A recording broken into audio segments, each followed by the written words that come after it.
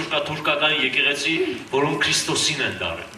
Թուրքիան մի երկիր է, որ օրենք ունի։ Իրանց անձնագրերի մեջ դրված է իրանց դավանանքը, գրվում է իրանց դավանանքը։ Եվ դավանափոխության համար իրանց անձնագրերի մեջ խփվում է կանաչ գույնի պեչատ։ Եվ այդ պեչատը սերներ զրկում է մարդկանց բոլոր իրանց սեփականության իրավունքներից։ Իրանք ոչինչ չունեն, ամեն բան պետությունը վերցնում է իրանց ձեռքից։ Կնոջս հետ այցելեցինք եկեղեցին, եղբայրներից մեկը խնդրեց, ասեց խնդրում եմ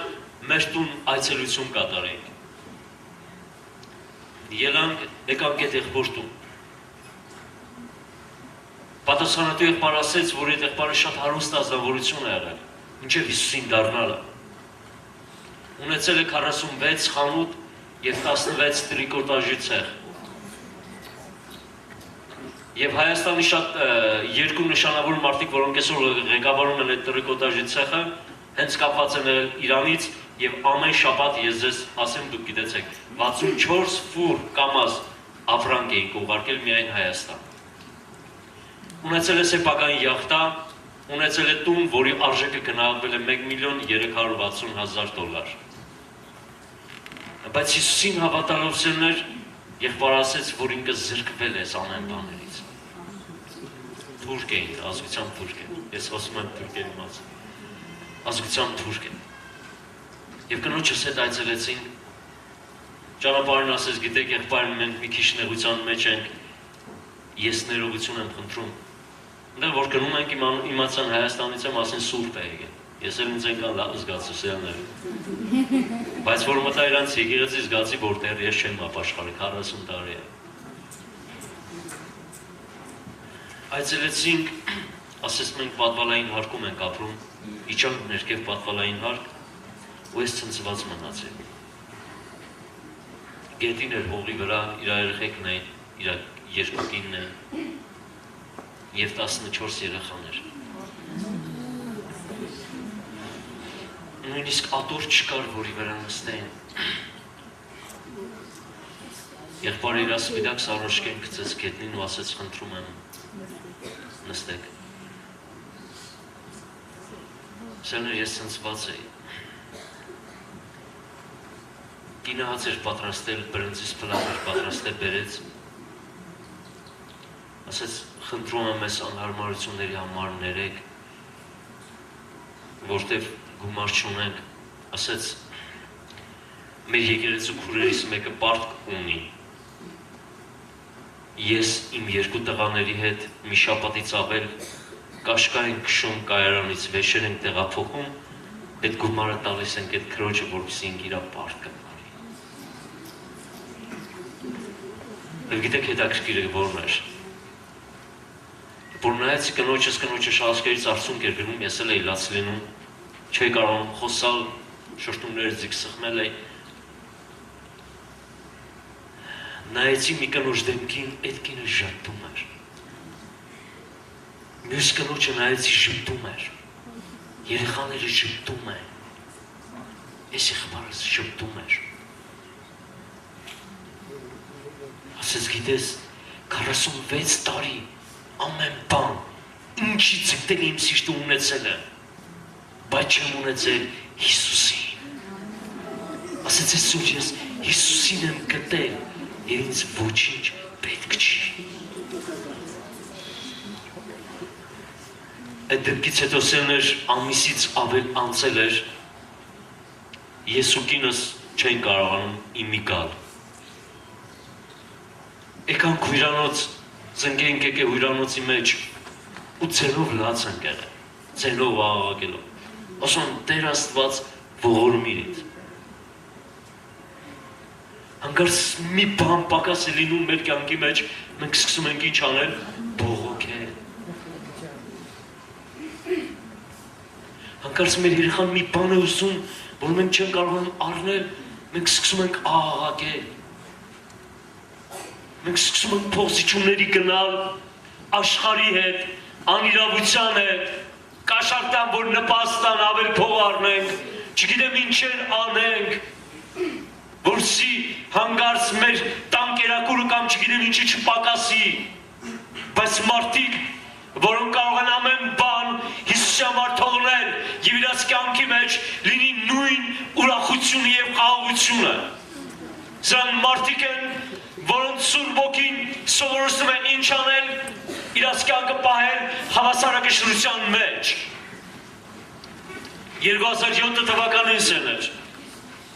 այդ երկրի մեջ մեծ աղ է տեղի ունեցավ։ Մեկ հովվի եւ երկու ծառայողների, Ուգուր, Թիլման եւ Նեժատի անձնավորություններին եկեղեցում տանջանելով սպանեցին։ Ուգուրը ուներ 11 երեխա, Թիլմանը ուներ 6 երեխա, Նեժատին ուներ 3 կին 24 երեխա։ 4 ժամից ավել 11 երիտասարդ տանջել է։ Ամեն մեկի մարմնի վրայի դանակի հարվածները այնքան են եղել, որ էքսպերտիզը չի կարողացել հաշվել, թե ինչքան են եղել։ Եվ վերջում 3-ի գլուխն էլ կտրել է։ Բայց այսօր սիրներ, այդ ընտանիքները, իրանց կանայք եւ իրանց երեխաները եկեղեցում են։ Իրանք չեն դատարել Հիսուսին պաշտելուց։ Իրանք չեն բողոքում։ Ես շուրջ 2 տարուց ավել է։ Երևի եթե ոչ ամեն ամիս, երևի ամիս ու կեսը կամ 2 ամիսը գիտեն եղբայրները։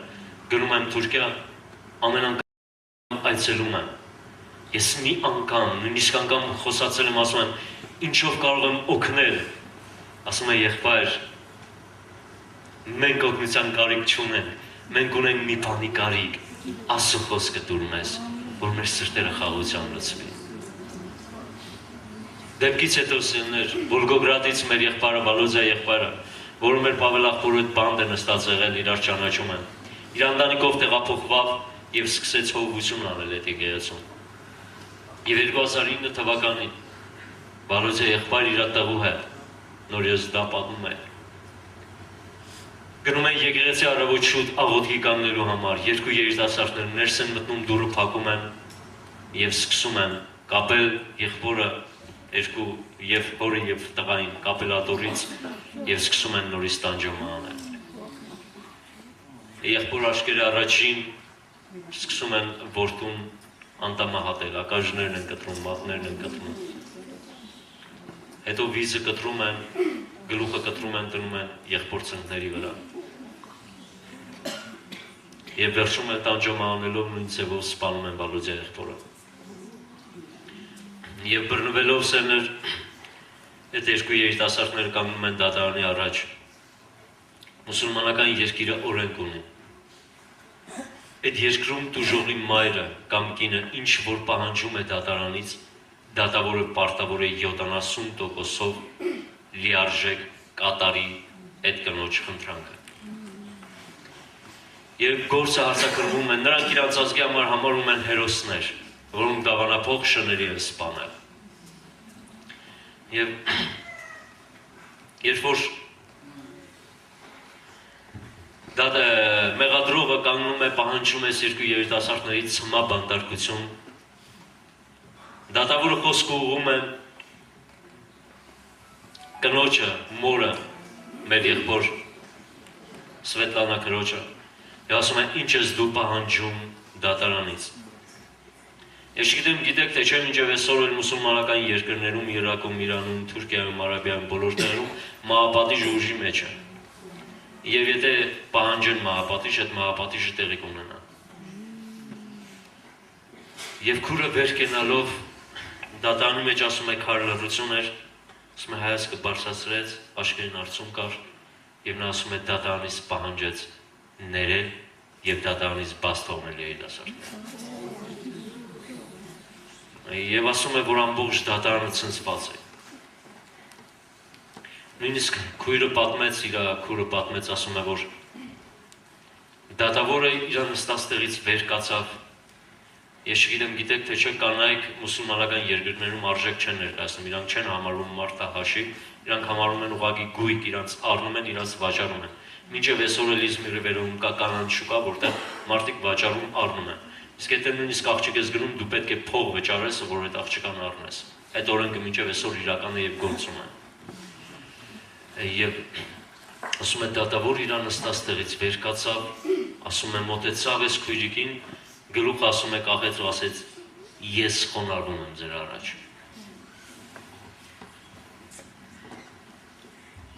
Ինչ կանենք մենք, ես ես հարցին ինձ եմ տվել։ Ուզում եմ, որ դու քեզ հարց տաս։ Քո կնոջը քո երեխուն սպանողին ինչ կանես։ Ես գիտեմ, որ դու կասես, թող օրենքը ինչ որ հասնում է դա էլ անի։ Ես թշնամություն չունեմ, բայց թող օրենքով ինչ որ հասնում է անի։ Բայց այս քուրը պահանջում են ներել։ Եվ այս երկու երիտասարդների սերներ դատապարտում են ընդամենը 4 տարվա ազատազրկման։ Նոր տարուց առաջ սերներ, երբ որ այցելեցինք այդ եկեղեցին ասեց, եղբայր ասեց, մենք աղոթք ենք անում իրանց համար։ Բանտում նստած ասեց այդ երկու երիտասարդի համար աղոթք ենք անում։ Եվ ասեց, մենք որոշել ենք, որ ամսու 6-ին Քրիստոսի ծնունդի օրը մենք ծոմով պետք է աղոթք անենք այդ երկու երիտասարդների համար։ Եվ գիտեք, մի ամիս առաջ էր, որ զանգեց եղբայրը սպասավոր խոսացինք, ասեց եղբայր աչքը լույս եմ ուզում քեզ տալ, ասեց ինչ եղել։ Ասեց ընդամենը մեկ շաբաթ առաջ, անցած շաբաթ։ Պաշտոնքի ասում է ժամանակ 34 հոգի մարդ մտավ դահլիճ։ Եվ ասում է իրանք եկան, ընկան երեսի վրա, ասում են դաց են լինում, ասում են մենք խնդրում ենք, որ դու մեզ ներես, որ դուք մեզ ներեք ու ներեք։ Եվ ասում է գիտեք ովքեր են, ասում եմ ով են եղբայր, ասում է այդ երկու երիտասարդների ընտանիքներն են։ Այսօր սերներ մի 10 օր 15 օր առաջ էր երևի, եւ զրուցեցի եղբայր, ասեց եղբայր, ուզում եմ աշխարհ լուսան քեզ տալ, ասի ինչ եղել, ասեց երկու ընտանիքներն են, ջրով մկրտվել են Սուրբ Ոգով եւ դարձել են եկեղեցու անդամ։ Երկու երիտասարդները բանտում նստած, խնդրել են իրան ծնողների, որպեսզի իրանց փոխանցեն նոր կտակարանը, որպեսզի բանտում իրան կարդան Տիրոջ խոսքը։ Ինչ իրավիճակի մեջ դու կհայտնվես եւ ինչպես կնայես այդ իրավիճակին։ Կնայես արդյոք Հովսեփի նման, կնայես արդյոք Հոբի նման, թե կնայես չգիտեմ ում նման։ Ես մի քրոջ հանդիպասել ես այդ վկայությունը պատմել եմ, բայց եղբայր հիշեցրեց, որ ձեր մոտ չեմ պատմել, խնդրեց որսի պատմեմ։ 14 տարեկան Գուլիա անունը քույր էր, որին ես հանդիպեցի պաշտամունքի ընթացքում եւ նա պատմեց իր վկայությունը։ Սովորում է բժշկականում թաղապետի աղջիկ է, շատ հարուստ մեծահարուստ է աղջիկ։ Եվ այդ գերմանական կլինիկան պրակտիկա գնալու ժամանակ իրան վկայում են Հիսուսի մասին, պատմում են ու նա ընդունում է Հիսուսին։ Մի քանի պաշտամունքներ գնալուց հետո գաղտնի են հավաքում ունդը։ Այսպես ազատություն չկա, որ նստեք ու Հիսուսին լսեք։ Գաղտնի պաշտամունքներ գնալուց հետո մկրտվում է Սուրբ Ոգով եւ հաստատվում է Տիրոջ մեջ։ Մի քանի ամիս հետո իր հայրը իմանում է, որ աղջիկը քրիստոնյա է դարձել։ Եվ գիտեք, ասում է, այնպես էր ծեծել, որ 4 օր կոմայի մեջ վերակենդանացում աղջիկը պարկած էր մնացել։ Ամսից ավել պահանջվել է, մինչև այդ աղջիկը կարգավորվել է, կազդուրվել է եւ տուն է եկել։ Տուն գալուց հետո է, ասում է, հերմից ծեծում էր, անարգում էր եւ ասում էր, ես քեզ ժամանակ կտամ, որ դու ուղղվես, որ քո կյանքը ուղղես, եթե ոչ ես քեզ կսպանեմ։ Եվ ասում է, որ մի օր էլ հավաքել էր իրաստամ այդ իրան ցեղի, ասում է, մեծամեծներին, հարուստներին, կանչում է աղջկան եւ ասում է, դու պետք է որոշում կայացնես։ Կամ դու մնալու ես մերը, որի համար ես խոստանում եմ քեզ, կատարել քո ամեն ցանկությունը։ Ցույց է տալիս մի քարտ եւ ասում է, սրա մեջ $1 միլիոն գումար կա։ Եթե դու հրաժարվես, ես սա պատրաստում եմ քեզ նվիրելու։ Ցանկացած տունը, որի վրա կդնես քո մատը, դա կլինի քոնը։ Ցանկացած մեքենա, ինչ դու կուզես, ես կյանքում կառնեմ, մենակ այդ անպատվությունը վերցրու մեր վրայից։ Մի դառիր քրիստոնյա, մնա մուսուլման մեր։ Եվ ասում է, աղջիկը նայում է ծնողին ու ասում է, գիտես հայր, ես չեմ կարող ուրանալ մեկին, որ ինձ համար է եկել աշխարհ։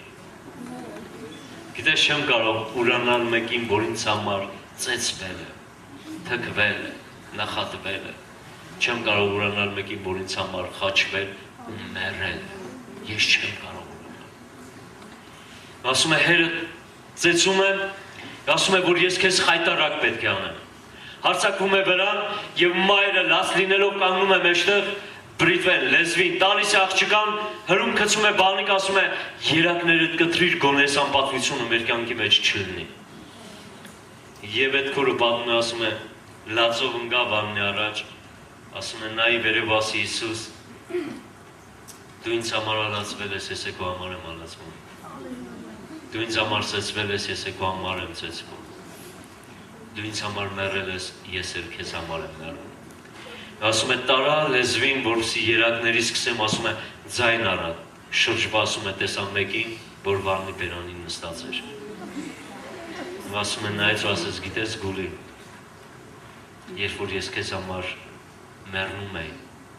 անարգվում էի, տանջվում էի, խաչվում էի, ես իմ երակները չկտրեցի։ Ասում է ընկավ լեզվին ձեռքից ես, ասում է ներիր ու ներիր, դուրս է գալիս ու ասում է արա այն ինչ ուզում ես։ Ես տուն ունեմ թերթի մեջ տպագրված նկարներ, թուրքական թերթի մեջ։ Եվ գիտեք հայրը ամբողջությամբ մերկացնում է իր 14 տարեկան աղջկան։ Ձեռքերը թելով կապում է հետևը, որպեսզի չկարողանա իր ամուտանքը ծածկել։ Եվ մի հաստ ժնջիլ, կովի ժնջիլ, անցնելով իր վիզը, իր սեփական աղջկան դուրս է քաշում փողոց։ Եվ մարդկանց ասում է վարվեք այնպես, ինչպես դուք ուզում եք, որտեղ ինքը դավանափոխ շնորհ։ Մենք այսօր վազում ենք, ասում ենք, եղբայր հալածանք ընտանիքիս մեջ։ Ինչ հալածանք։ Ամուսինս հայում է, ասում է մի գնա հայրենիքին։ Եղբայր ջան, պրոբլեմ կա, չեմ կարող գալ պաշտամունքի։ Ինչ է եղել։ Մայրս չի թողնում, որ գան պաշտամունքի։ Երևի դուք շատ մեծ նեղության մեջ եք։ Եվ գիտեք, մարդիկ սկսում են թքել այդ աղջկա վրա։ Սկսում են կտրել մարմինը, հայոյել, հարվածել և փողոցից փողոց այդ աղջկան տանում է հայրը։ 3 ժամից ավել նա փողոցներով իր աղջկան ման է բերում։ Հեռուստատեսությունը նկարում է, թերթերը նկարում են, լրագրողները նկարում են, մարդիկ տեսնում են։ Եվ ինքը շատ լավ էր անզվում, որ այդ անարգանքը իր վրայից վերցվում է։ Եվ մի ոսկերիչ մեծ հարուստ մարդ կանգնած իր խանութի դուռը մոտենում է այդ մարդուն և ասում է վաճառիր աղջկադ, ես կառնեմ։ Եվ նա ասում է 100 լիրա։ Ես չգիտեմ, եթե Թուրքիա երտացող գալացող կամ մեջներդ գիտենակ, դա մոտավորապես $70 կարգի գումար է։ Ես զարմացած ես մարդը ասում է, ինչի համար այդքան գումար, ասում է դա տամ մոլային, որպեսզի մոլեն այս անարգանքը իմ վրիցս վերցնի սրտի։ Տալիս այդ գումարը այս հարուստը բերում է այս աղջկան իր տուն։ Պատվիրում են, որպեսզի լովացնեն, մաքրեն, շտապօգնություն են կանչում, վերքերն են կարում, կերակրում են, հանգստացնում են, եւ առավոտյան այս աղջկան կանչում է, ասում է. Գիտես ինչի համար եմ ես քեզ առել։ Դա ասում է գիտել եմ, առել ես, որ քո սեփականությունը լինեմ։ Ասում է ոչ դրա համար չեմ առել։ Ասում ես մի քանի փողոց քեզ հետ գալիս է ու նայում է քո դեմքին։ Նրանք քեզ թքում են, անարգում են, ծաղրում են, բայց ասում է ես նայեցի քո դեմքին եւ տեսա, որ քո դեմքին խաղաղություն ու շփիտ կար։ Ուզում եմ դրա պատճառը իմանալ։ Ասա ինձ, ինչի համար էր դու շփտում։ Եվ ասում է գիտես, երբ որ ինձ դուրս հանեցին այդ անարգանքի մեջ, շատ դժվար էր, ասում է գլուխս կախ էի գցել ու խնդրում էի, որ Աստված օգնի ինձ։ Բայց ասում է տեսա անկարծ, որ երկինքը բացվավ։ Ասում է երկնքի միջից մի հզոր ձեռք, ցած կախվավ ու ասեց մի վախեցիր։ Եվ ասում է ամեն անգամ, որ ինձ հարվածում են, թքում են կամ նախատում են, ասում է ձեռը բացվում էր, անգին քարեր լսվում իմ վրա, դրա համար ես ժպտում։ Ես հարուստ ասում եմ, գնա ես քեզ ազատման թուղթ եմ տալիս։ ունեն նման օրենք ես օրինակ, գրում է թղթի վրա, որ ես ես ինչ անես, հանդիսանալով սրա սեփականատերը ազատ եմ արձակում, գնա ազատ ես, դու ուր որ ուզում ես։ Եվ նա գալիս է եկեղեցի այդ աղջիկը։ Հաջորդ օրը մարդը փնտրում է այդ աղջիկան։ Գալիս է եկեղեցի գտնում ու տանում է իր տուն։ Եվ ասում է մի վախեցես քեզ վնասելու համար չեմ բերել։ Դու այսօր պետք է օգնես ինձ, որպեսզի ես էլ գտնեմ այդ ուրախությունը իմ կյանքում։ Եվ նրանք աղոթքի են կանգնում, սիրելիներ։ Ասում է, որ ընդամենը 4 ժամ էր անցել, որ աղոթում ենք, Տիրոջ Սուրբ Ոգին լցվեց այդ տան մեջ, լցվեց այդ հարուստի մեջ, իր կնոջ մեջ, երեխեքի մեջ։ Եվ գիտեք անցան տարիները, անցած տարիներ, այդ նույն եղբայրը իր աղջկան հարց տարավ այդ աղջկան։ Եվ դեկտեմբերի 28-ին պաշտամունքի ժամանակ, այս տարվա դեկտեմբերի 28-ին, եղբայրը ասում է, որ դուռը բացվավ, այդ աղջկա հայրը, լաց լինելով, վազելով ասում է եկավ, ընկավ աղջկա ոտքերը գրկեց ու ասեց, խնդրում եմ ներիր ինձ։ Եվ գիտեք արդեն 2 ամսից ավել է դազնորից եկեղեցի հաճախ։ Գիտեք սիրելիներ, պետք է կարողանաս կանգնել։ Այս առատությունը, որ Աստված քեզ տվել է, նստած ես տաք դահլիճի մեջ, եղբայրները տարիքով ավելի շատ նեղություններ են տեսել։ Դուք դա չեք տեսել, ես երեխա եմ եղել, հիշում եմ։ Գիտեք, սա շնորհք ու առատություն է, որ քեզ տված։